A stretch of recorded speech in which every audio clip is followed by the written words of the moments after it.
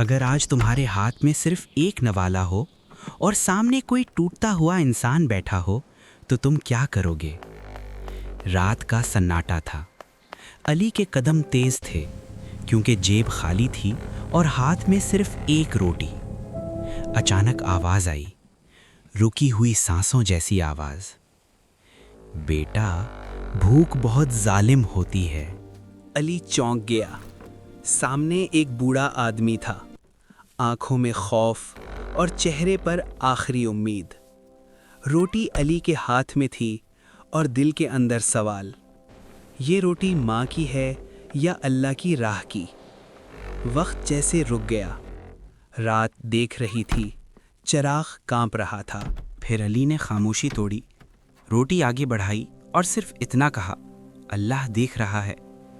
بوڑھے نے نوالا لیا اور اسی لمحے اندھیرا کم ہونے لگا۔ علی آگے بڑھ گیا۔